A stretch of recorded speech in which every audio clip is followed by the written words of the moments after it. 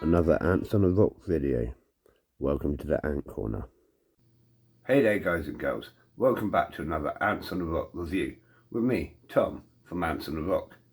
So today we're going to be looking at a video from Ant's Hood. It's called Camponotus Nicobarensis, 9 to over 1,000 workers. So that's going to be pretty cool. I mean, Camponotus Nicobarensis are really explosive, great species to have, and Hood's got an amazing colony. So check out his colony on his videos. I'll put some links in the description. Let's crack on with this one and have a little look-see. So this video is going to be about my Camponotus Nicobarensis.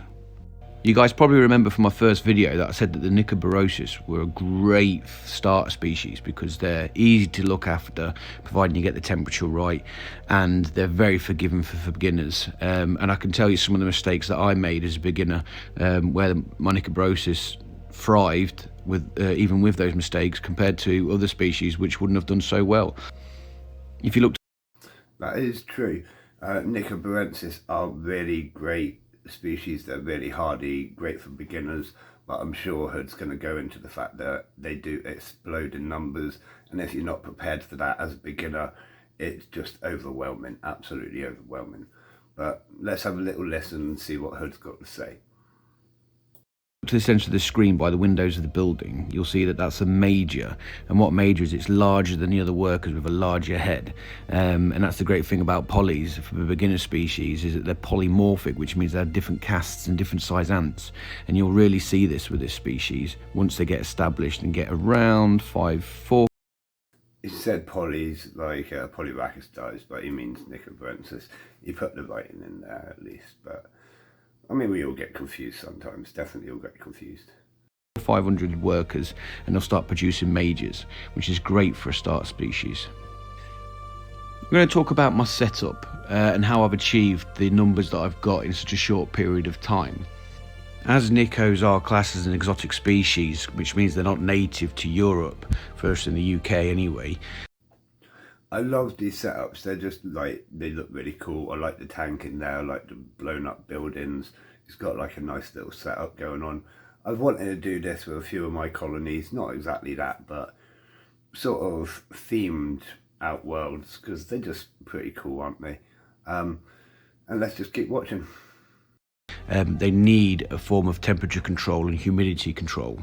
And this is important because if you get that right, the brood will go from egg to adult with this crazy amount of time, something like 28 days, and you can have a full adult. So they grow really quickly.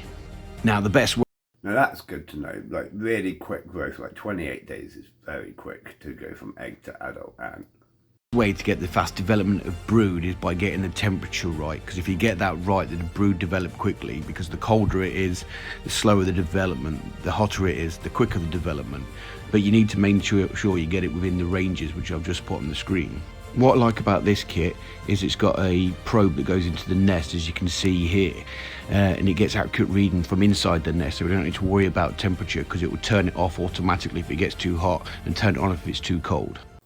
That is really handy and highly recommended with, if you can do it, have those auto temperature thermometer clicky off thingy-majiggers. They're really handy. Yeah, carry on. And for $12.99 off eBay, it's cheap and reliable, and I use it for most of my ant setups. I use this next temp controller to regulate the temperature in my Outworld. I got it secondhand with a kit, and I've got no idea how much it costs, but it's got the probe again, so it gives the desired effect. What I don't like about this temperature controller, it doesn't give me a digital display telling me the real-time temperature inside the nest. So if there's a temperature spike due to the hot weather like we just recently had, I wouldn't know about it. So that's why I prefer the digital display ones. The nest area by far is the most important part of any nest, because this is where the brood develop. If it's not right, the queen won't lay eggs and the brood won't grow. The nest I use for my Nicos is the Ants Canada. That nest is absolutely rammed full at this point. Like, loads of larvae, loads of pupa. Yeah, that's absolutely rammed. The Camponotus hybrid nest. Now, This product is brilliant.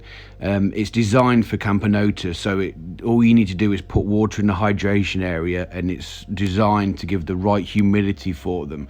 So yet again, when it comes to low maintenance, this is what you want. I don't need to worry about humidity, and because I've got the temp controller, I know my temperature's right, so all I need to do is make sure that it's moist or got some water in the hydration area, and it's good to go. It's a really good bit of kit.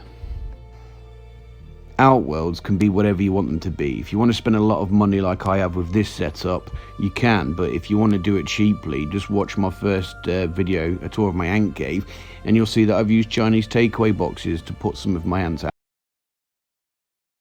Outworlds in. So you can spend as much or as little as money as you like.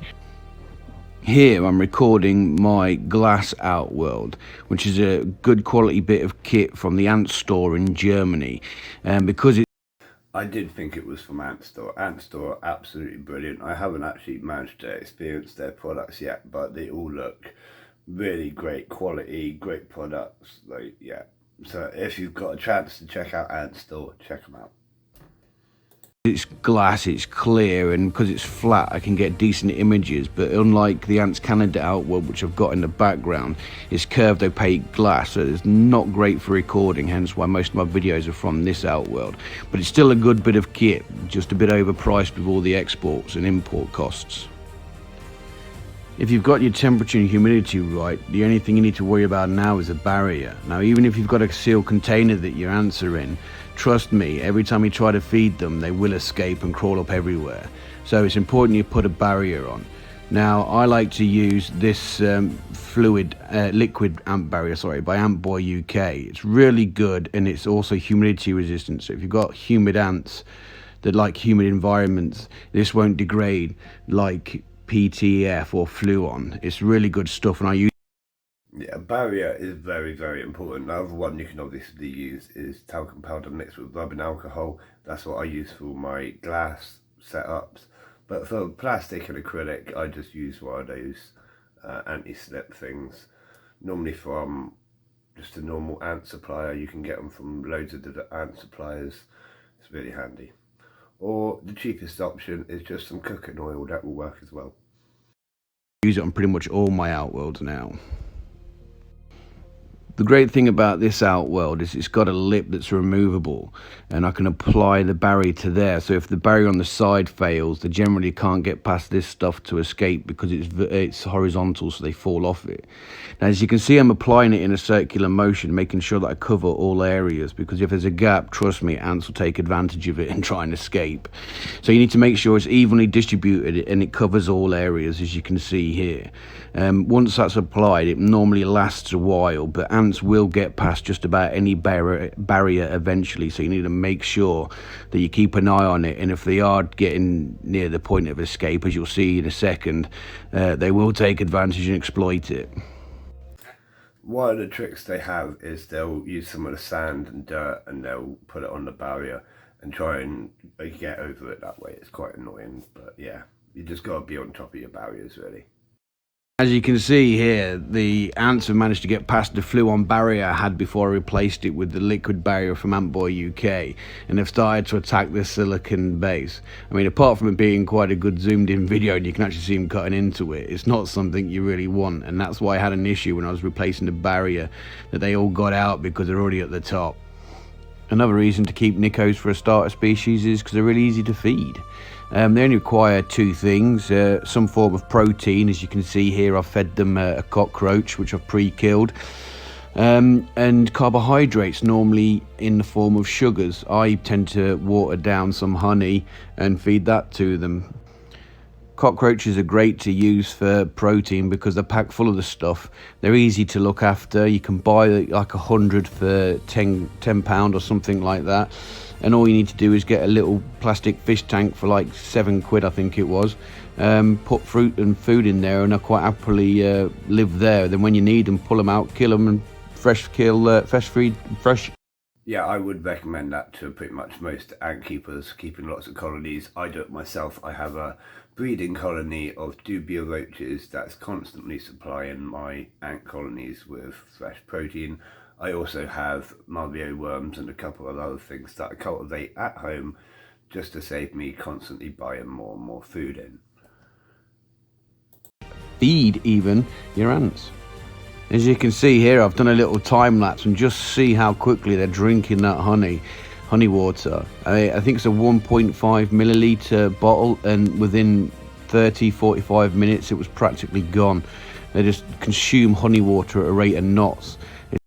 That is impressive. My ants don't even take it down that fast. That's some drinking. Wow.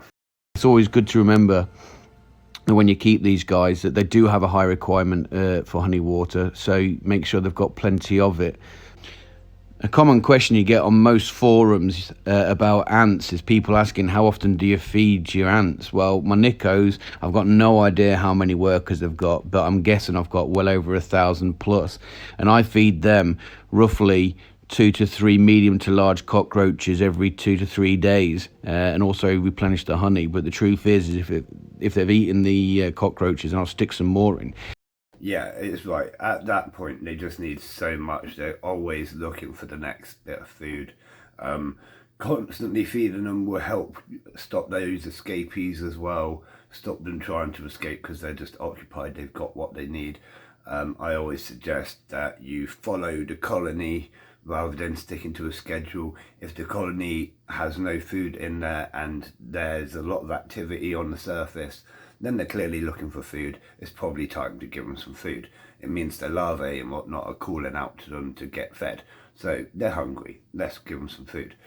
If they've eaten it all and there's not really a lot going on, they're just kind of wandering about slowly, they're probably not on the hunt, and it's not time to give them the next meal. They're not too bothered. You don't want to overfeed them, especially when they're smaller, because you could end up killing off half the colony with protein poisoning as it goes bad in their social stomachs.